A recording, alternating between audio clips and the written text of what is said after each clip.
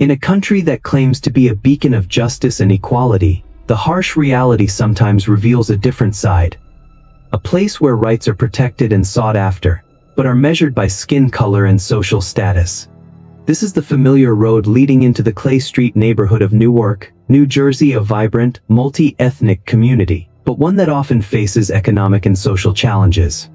On a sweltering August afternoon, this street became a silent witness to a chilling event, an indelible scar in the memory of an entire community. 2 children were gone. 2 little souls, Sarah Miller, 6, and David Miller, 4, children of Latino immigrants, vanished into thin air, leaving behind a cold void and millions of unanswered questions. At the same time, more than 60 miles northeast, in the affluent, peaceful suburban community of Greenwich, Connecticut, a similar tragedy unfolded.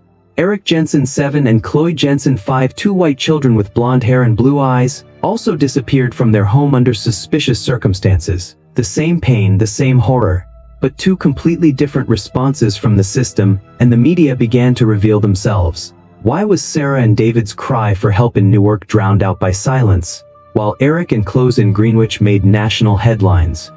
Why did one get national attention, while the other was initially ignored?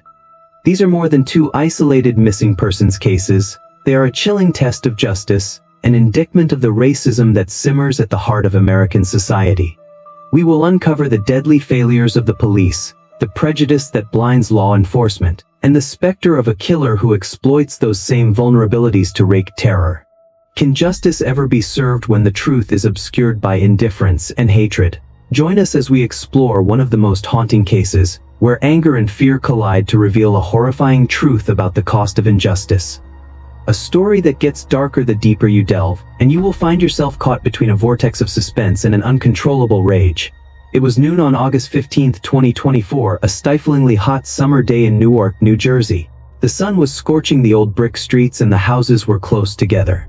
Around 1 p.m., a call came through to the 911 hotline, not in fluent English, but in a panicked, broken Spanish accent. Maria Rodriguez, the children's mother, sobbed as she tried to report that her children, Sarah Miller, 6, and David Miller, 4, were missing. Sarah, 6, with her big, dark eyes and braided hair, kept her old fairy tale book close to her. David, her 4-year-old brother, was hyper and fascinated with toy trucks, and was often inseparable from his mother. They're not here, Ms. Nidas desaparecido, Maria stammered into the phone, her voice cracking with panic. The operator, seemingly impatient, asked her to switch to English or find a translator. This initial delay, only a few minutes, could have been the beginning of a series of fateful mistakes. According to the testimony of Maria and Antonio Miller, the children's father, Sarah and David were both well-behaved children who never left the sight of adults, especially not the cramped backyard of their shabby rented house.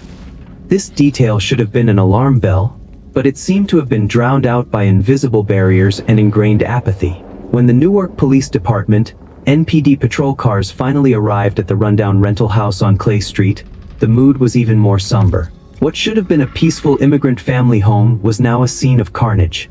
The first officers to arrive on the scene found, surprisingly, no obvious signs of forced entry. No windows were broken, no locks were forced. Nothing to suggest that an intruder had entered by force. Only an old wooden gate at the back, leading to a small alley, was ajar. Maria and Antonio, in their panic, could not remember whether the gate had been locked before they left for work. This uncertainty, combined with the language barrier, and the exhaustion evident on the immigrant parents' faces, caused some of the officers' eyes to immediately turn inward, questioning their responsibility rather than searching for an external threat. Detective Rachel Davies, a veteran NPD investigator with years of experience in various parts of the city, arrived on the scene later. She had seen enough tragedy, but she still felt a sense of unease as she watched the junior officers handle the situation. There was a coldness, a palpable lack of urgency in the air. As she tried to reassure Maria and Antonio through a bilingual officer who had arrived late, she sensed their utter desperation and an underlying fear. "We need you to tell us exactly what happened," she said, trying to keep her voice as calm as possible. But Maria, her eyes puffy and her hands shaking, could only repeat the story of her brief nap and the eerie silence upon waking. Antonio stood by, head bowed, helpless, feeling the injustice weighing down on him. The initial accounts quickly revealed small discrepancies, but for some officers they were unfairly exaggerated. Antonio claimed he had left for work earlier than Maria and had not seen the children that morning, but could remember little Sarah wearing a blue princess dress. She loved that dress, he whispered, as if clinging to one last memory. For a father who had not seen his child that morning, the detail did not add up. It planted a seed of doubt in the minds of some investigators, a seed that was fed by the implicit stereotype of immigrant families, or blue-collar workers. A seed that would grow into an obsession, not with the kidnapper, but with the relatives themselves, further distancing them from justice. Within hours of the 9/11 call, the NPD, with assistance from federal and state agencies, launched a search operation. But the disparity in the allocation of resources sparked outrage in the community.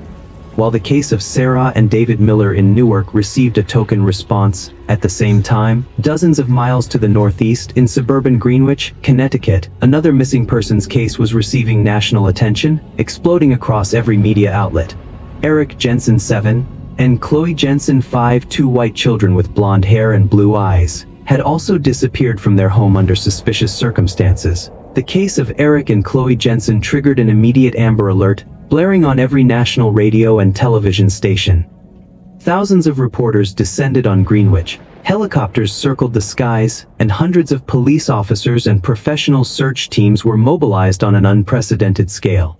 Top officials from the Greenwich Police Department and the FBI held back press conferences, pledging to use every resource to find the children. Photos of Eric and Chloe were splashed across newscasts, social media, and digital billboards along every major thoroughfare. The hashtag Find Eric and Chloe trended globally, drawing attention and prayers from around the world. The Jensens' fear was deeply felt and shared across the country. There was a sense of responsibility, empathy, and a desire to do their part to find these white children. Their voices are heard, their pain is felt, and justice seems to be assured. The contrast could not have been more stark. For Sarah and David in Newark, the apathy was palpable. Searches were limited to the immediate area, with a small police presence and mostly local volunteers. Survey maps showed pink lines, marking areas that had been swept. But in the Miller case, those lines were suspiciously sparse. Hundreds of hours of searching were done, but the results were startling: nothing. No ribbons, no footprints, no sign of any children who had ever been there. It was as if Sarah and David had vanished into thin air, swallowed up by the silence of the neighborhood and the indifference of the authorities. Locals in Newark, the most enthusiastic of the immigrant volunteers, reported that the official search teams never actually went deep into the dark alleys, dilapidated houses, or abandoned areas of the South Ward. The search boundary tapes were visible only on the main streets, near the safer areas. The deeper, more dangerous areas where a frightened or injured child might reasonably have hidden, were left untouched. This raised a chilling question: was the search more symbolic than strategic? Was the key terrain ever really thoroughly searched? Or was there some reason, some internal logic, that led investigators to skip these areas, as if they knew Sarah and David weren't there? This omission wasn't just a mistake, it is a terrifying omission, leaving the public feeling helpless and angry, knowing that efforts that could have saved the children's lives have been wasted, because prejudice has clouded their vision. As the first days of the parallel investigations pass, a terrifying truth begins to emerge: not all victims are treated the same. The light of justice seems to shine brightly on one side, while the other is left in the darkness of indifference and prejudice. In the case of Sarah and David Miller in Newark, the pressure from the public and the mainstream media was almost negligible. Instead of expanding the search or considering all possibilities impartially, the police force seemed caught in a spider web of prejudice, focusing on a convenient but misguided line of investigation. Very early on, the eyes of some NPD investigators fell on a convenient group of suspects: young men from the same immigrant community living in the neighborhood. Carl Ramirez, a 22-year-old who lived a few blocks from the Millers and had a minor record of public order violations, became the police's prime suspect. He had dark skin, tattoos on his arms, and was known to hang around the neighborhood after work. These characteristics, though not directly related to the case, fit a dangerous stereotype in the minds of some officers. He looked suspicious. An unnamed officer commented in an informal interview with the local press, words that cut like a sharp knife into the community's trust. public opinion, led by hot headlines and sensational local news reports, was quickly drawn into this vortex. Instead of digging into the holes in the investigation, the mainstream media focused on exploiting Carl Ramirez, making him the perfect villain. The news reports portrayed him in suggestive terms, leading viewers to believe that justice was being served when the truth was anything but. The Miller family and the entire Latino community in Newark felt a simmering anger. They knew Carl, knew he could be trouble, but they also knew he was not a child abductor. Their cynicism about the system was deeply rooted in their minds, seeing one of their own used as a scapegoat. Meanwhile, in Greenwich, a media and police storm swept through the state following the disappearance of Eric and Chloe Jensen. The night of August 15, when the missing persons report was filed, an Amber Alert was broadcast across the state of Connecticut. Every national news channel was on the scene, with reporters reporting live from the scene, helicopters hovering overhead, and hundreds of volunteers and police combing every square foot of land. Top officials from the Greenwich Police Department and the FBI held back press conferences, pledging to use every resource to find the children. Photos of Eric and Chloe were splashed across newscasts, social media, and digital billboards along every major thoroughfare. The hashtag Find Eric and Chloe trended globally, drawing attention and prayers from around the world. The Jensen family's fear was deeply felt and shared across the country. Everyone felt responsible, had empathy, and wanted to contribute to finding these white kids. Their voices were heard, their pain was felt, and justice seemed to be assured immediately. The contrast could not be more stark. For Sarah and David in Newark, the indifference was palpable. The initial scientific evidence and eyewitness testimony, if treated objectively, might have pointed in a different direction, yet they were ignored or misinterpreted due to obvious investigative bias. One notable example is the testimony of a witness, Elena Ramirez, an elderly grandmother who lives across the street from the Millers. Elena testified that she had seen an older, model white van with a variety of strange stickers on its back door roaming the neighborhood that morning. Shortly before the children went missing, she reported it to the police immediately, insisting that the vehicle did not belong to anyone in the neighborhood. Yet her testimony, given in Spanish and hastily translated, was tragically ignored. The police did not seriously pursue the truck, instead focusing on finding evidence linking Carl Ramirez. This lack of attention to detail once again left the public angry and frustrated, knowing that a vital clue had been missed. The psychological analysis of Carl Ramirez's behavior also revealed a contradiction between who he really was and the role that society police assigned him. The records showed that Carl was an impulsive, angry young man, but there was no sign of violence against children or perverted tendencies. He had a troubled past, but there was nothing that suggested he was capable of committing a heinous crime like kidnapping. However, his records were read in a prejudiced light, turning small mistakes into horrific evidence of a mentally unstable person. Newark's Latino community was in a state of extreme anger and frustration. They held rallies and protests outside the Newark Police Department, carrying signs demanding justice for Sarah and David, and the release of Carl Ramirez. They felt betrayed, abandoned by the very system that was supposed to protect them. They feared not only that their children were missing, but that they themselves might be victims of discrimination. A cry for help rang out in the urban desert, but it seemed to be drowned out by the honking of horns and the indifferent silence of the law. There were informal reports from conscientious police insiders of internal dissent. Some younger officers, or those with experience working closely with diverse communities, expressed skepticism about the direction of the investigation. They felt that something was wrong, that they were missing important clues because they were too focused on a convenient target.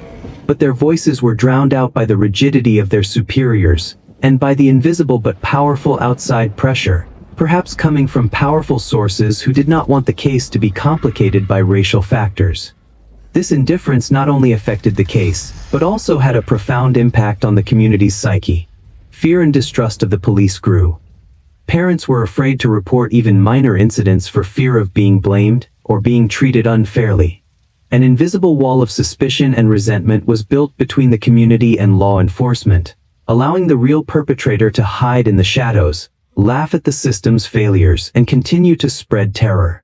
This was a case where justice was not only challenged by the perpetrator, but also undermined by the very people who protected the law. because discrimination was ingrained in the core. As the investigation into Carl Ramirez, the prejudicial suspect of convenience, slows down, a glimmer of truth begins to seep through the veil of prejudice and indifference. Amid the chaos of protests and the suspicious silence from the authorities, a few investigators, those who remain morally upright and principled, begin to notice the missing pieces, the overlooked details like cold whispers from the darkness. Detective Rachel Davies, a veteran of the case, felt a growing unease about the direction the investigation was taking. She knew that focusing on Carl Ramirez, a young man who appeared to be socially inept but had no history of serious violence, was a waste of valuable time. She began to review the files, looking for anomalies that others had missed. Her eyes fell on a small report from an elderly woman, Maria Elena Lopez, not the children's mother, who lived on the edge of Newark, near an abandoned park. She had reported seeing an older white van with a strange sticker on the back door, loitering in the area in the days before the disappearances. In particular, on the morning of August 15, she had seen the van parked near the walkway leading to the park, just before Sarah and David disappeared. This is the clue about the white van that Ms. Alana Ramirez mentioned earlier but was ignored by NPD. Digging deeper, Detective Davies uncovered another chilling detail. A local street vendor, Jose Rivera, who often pushed a cart selling tamales on a nearby street corner, told police that he had heard a faint, metallic clanking noise around the time the children were said to have disappeared. He had thought it was just trash clinking in a nearby trash can, but after the disappearance, the noise had haunted him.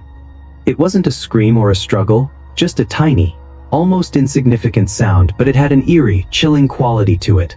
The perpetrator seemed to have acted with extreme professionalism and silence, like a passing ghost. This didn't fit the image of a random kidnapper or a botched robbery that led to panic. It suggested careful preparation, an eerie calm. While re-examining the evidence, the NPD forensics team, under the direction of Detective Davies, focused on small, nearly invisible scratches found on the wooden gate behind the Miller's home. Initially, they were thought to have been made by plants or animals. However, upon closer microscopic analysis, they revealed signs of a sharp object, possibly a metal tool used to gently open or pry the gate open without making a loud noise. This, combined with the rattling sounds made by Mr. Jose, began to paint a picture of a planned intruder, a predator, who acted not on instinct but according to a predetermined script. Here was the first haunting twist. The truth of the case was completely different. This was not a random abduction or accident, but a targeted crime, carried out by someone with terrifying preparation and control. As these tiny pieces of the puzzle began to fit together, Detective Davies noticed a disturbing pattern: the lack of evidence of violence. No screams, no signs of a struggle. The children's rooms were left in order, as if they had never been awake. This led to a chilling deduction: if the children had been taken, they had been taken by someone they did not fear, or someone who could easily overpower them without putting up any resistance.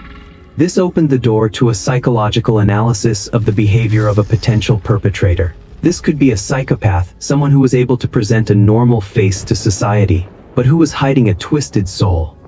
Were we dealing with a psychopath, a silent killer, who had been living among the community, completely unsuspected, exploiting the chaos and division that the system had created? The whispers from the dark become clearer, not in words but in actions. The lack of evidence is the strongest evidence. The killer leaves no trace because he is calculated, because he knows how to act silently, taking advantage of the chaos and prejudice of society. Detective Davies begins to imagine another person, a ghost that makes no sound, no clear shape, but is capable of spreading absolute terror. She knows that to catch this person, they must think differently, must see through the prejudice and indifference of the very system she serves. The anger and frustration of the community was palpable. They had been ignored, their children abandoned, and now the chilling truth was emerging about a hidden predator exploiting those same vulnerabilities. The sense of helplessness, knowing that those who were supposed to protect them were not doing enough, and that a dangerous person was at large, was a constant haunt for Newark residents. As the fog of suspicion and prejudice slowly lifts, a truth more horrifying than your worst nightmares begins to emerge. This is not just a kidnapping or an ordinary crime. This is a hideous display of hatred, a racist crime hidden in the shadows of indifference and social injustice.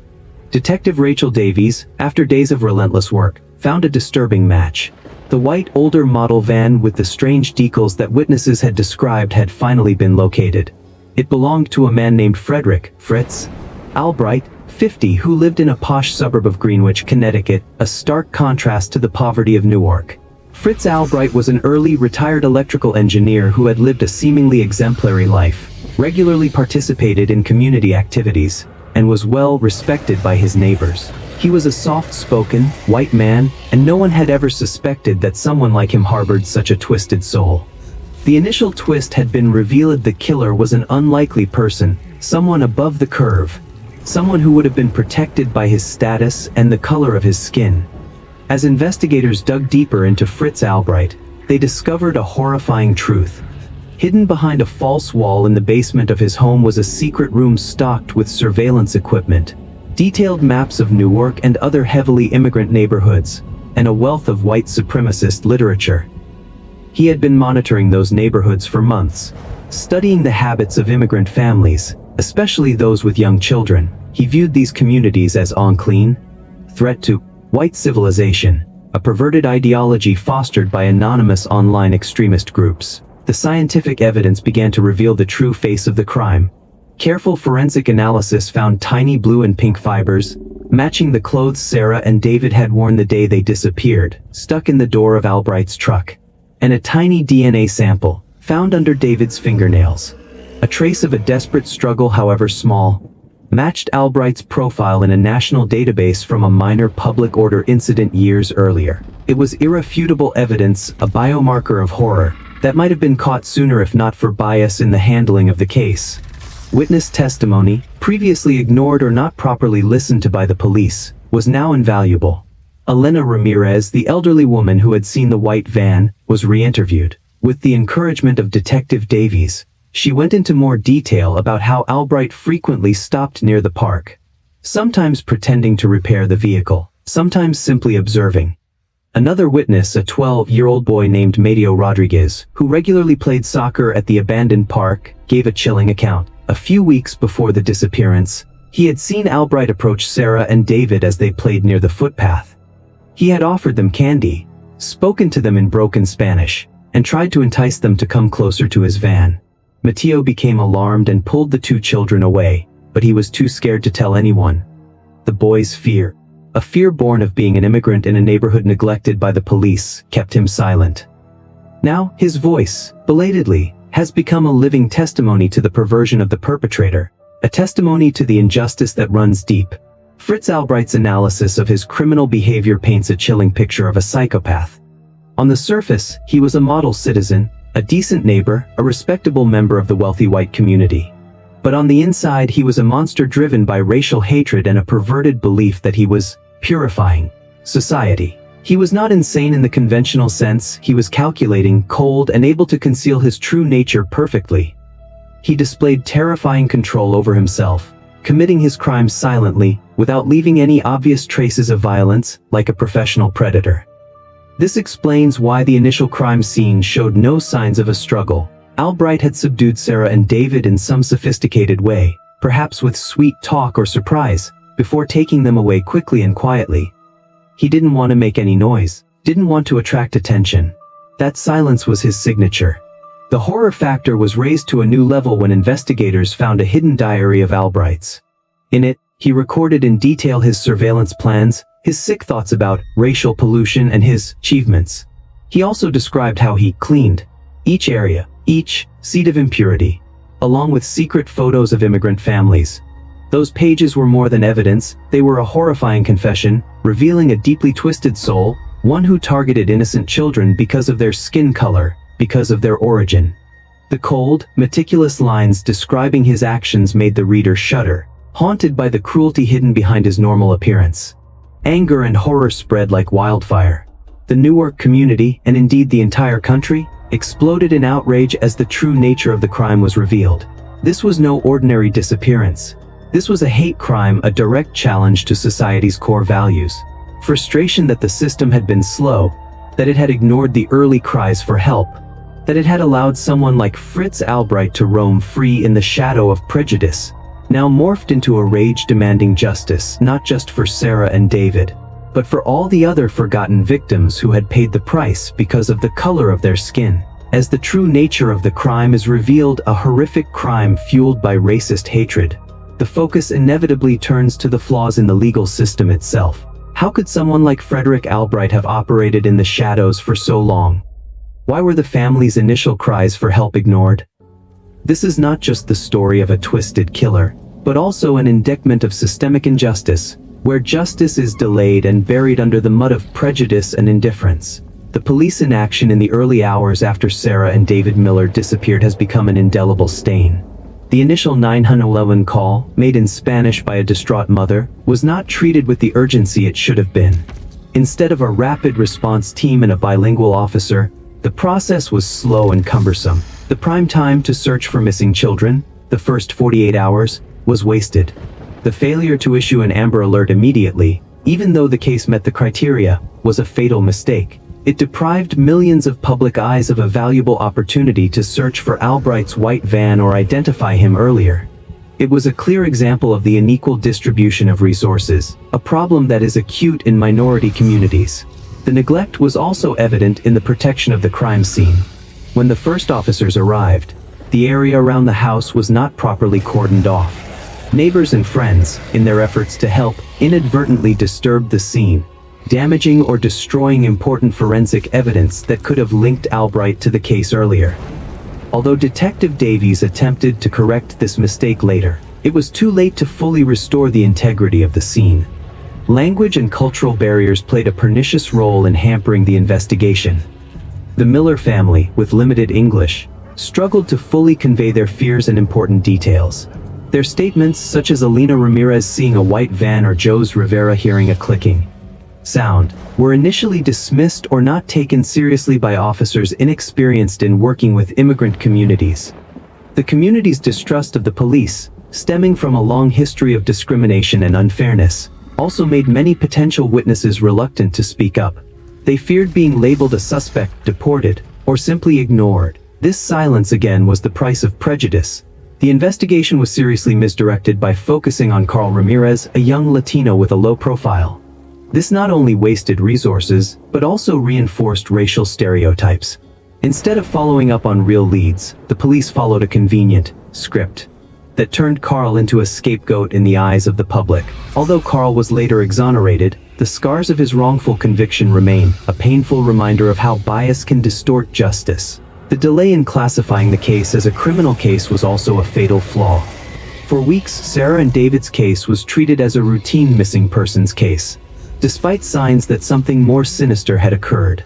The delay gave Albright time to cover his tracks, to remain in the shadows, making it much harder to gather evidence. Public anger and frustration continued to mount. Protests continued outside Newark Police Department headquarters, demanding transparency and justice for Sarah and David. Immigrant rights and racial justice groups spoke out loudly, calling out the system's failures and demanding a fairer investigation. They felt a deep sense of frustration that children's lives had been put in the balance by bias and incompetence. The truth was out. A racist murderer had committed the crime. But did the system have the capacity, or the integrity, to confront its own failures and ensure that justice was served?